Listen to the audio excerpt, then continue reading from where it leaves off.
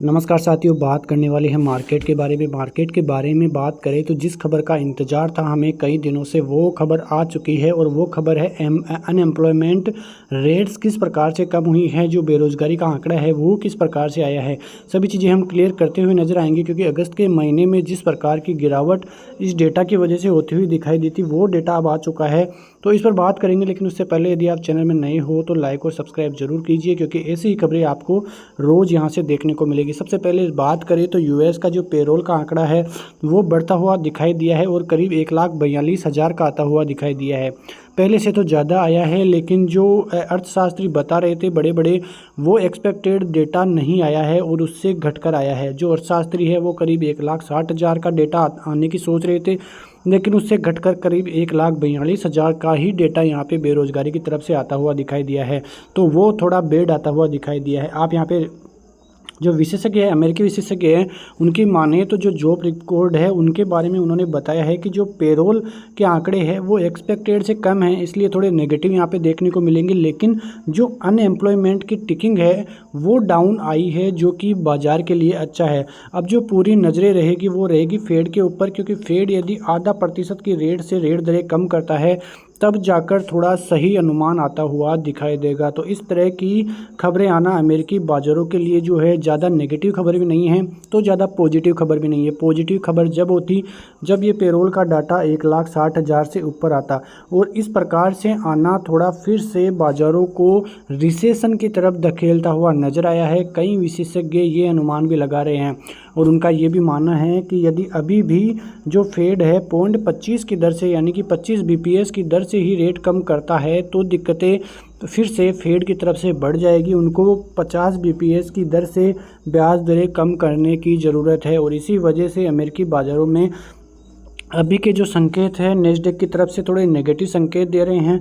S&P 500 भी जो है मिले जुले संकेत आ रहे हैं और डाउ जोन्स की तरफ से करीब 157 पॉइंट की बढ़ोतरी यहाँ पे देखने को मिल रही है। तो कुल मिला के देखें तो अमेरिकी बाज़ार इन आंकड़ों को ज़्यादा पॉजिटिव भी नहीं ले रहा है तो ज़्यादा नेगेटिव भी नहीं ले रहा है, क्योंकि परसों के दिन जिस प्रकार की गिरावट अमेरिकी बाज़ारों में देखने को मिली थी, उन्होंने डराते हुए वो दिखाई दिए थे, क्योंकि नेस्डेक में करीब 4% तक का गिरावट का आंकड़ा देखने को मिला था। और इस प्रकार के पेरोल के आंकड़े आना थोड़ी नेगेटिव संकेत और फिर से बाज़ारों को रिसेशन की तरफ उन्होंने धकेल दिया है।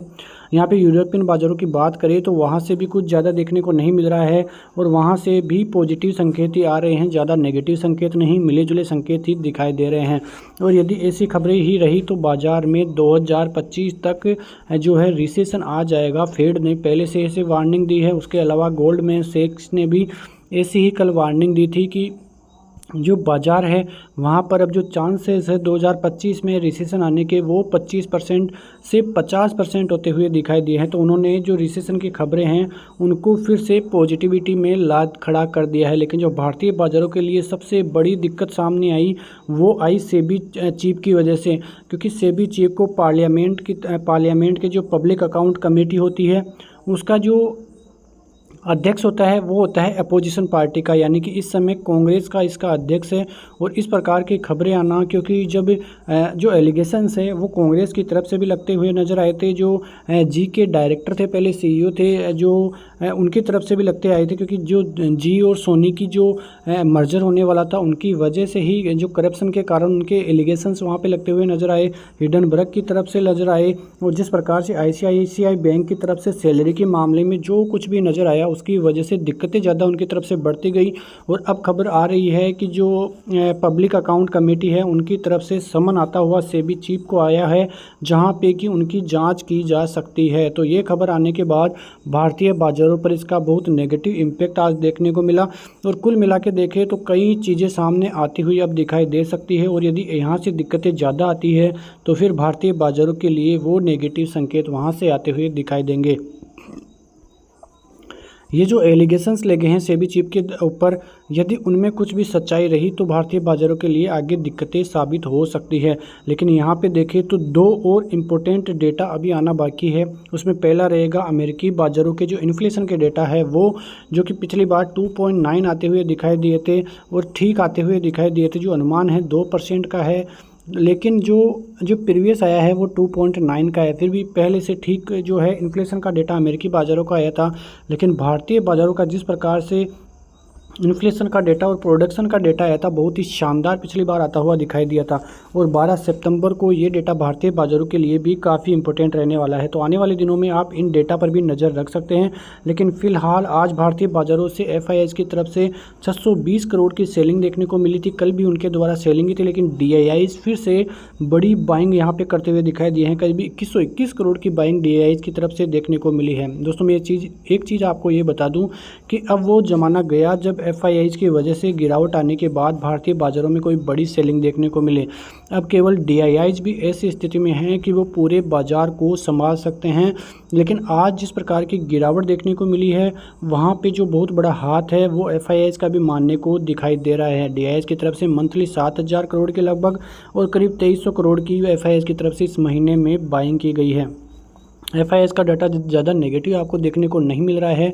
620 करोड़ की सेलिंग ज़्यादा नहीं है, क्योंकि इस महीने में ही जो एफआईआईज़ है वो करीब 2300 करोड़ की बाइंग अभी तक भी करके बैठे हुए हैं। तो ये कोई डाटा नेगेटिव नहीं है। जो नेगेटिविटी बनी है वो ग्लोबली संकेतों की वजह से, और जो भारतीय बाज़ारों में जो सेबी की न्यूज़ और जिस प्रकार से एफपीआईज़ की तरफ से आज जो है लास्ट दिन था वहाँ पे, तो उस तरह की न्यूज़ें जो कि मैं पिछले वीडियो में आपको बताता हुआ नज़र नहीं आया हूँ, आपने नहीं देखा होगा तो वहाँ पे आप देख सकते हैं।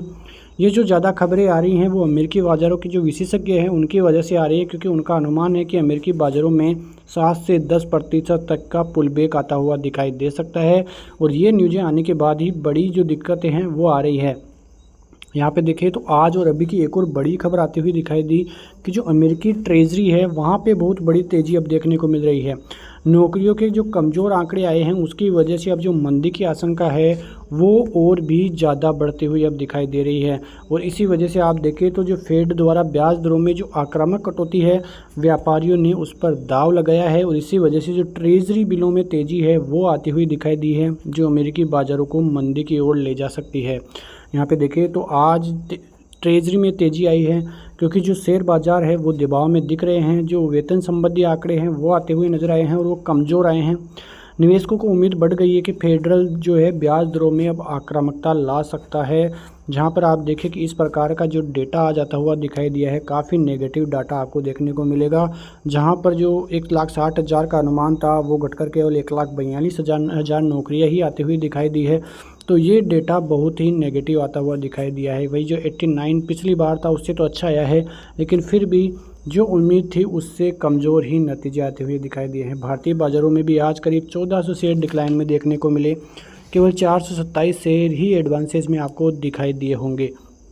लेकिन अब भारतीय बाज़ारों के लिए ज़्यादा दिक्कतें इसलिए हैं क्योंकि भारतीय बाज़ारों में जो इम्पोर्टेंट लेवल्स है 20 EMA का, जो कि करीब 24,880 के लगभग है, वो आज टूटता हुआ नज़र आया है। 10 EMA पहले ही टूट गया था, और ये जो 20 EMA में है काफ़ी इंपॉर्टेंट रहेगा ये, क्योंकि यदि कल इसके ऊपर की क्लोजिंग भारतीय बाज़ारों में नहीं आई तो ऐसा समझना कि भारतीय बाज़ारों का ट्रेंड चेंज हो सकता है, क्योंकि बैंक निफ्टी की तरफ से पहले ही बहुत दिक्कतें आती हुई दिखाई दी हैं।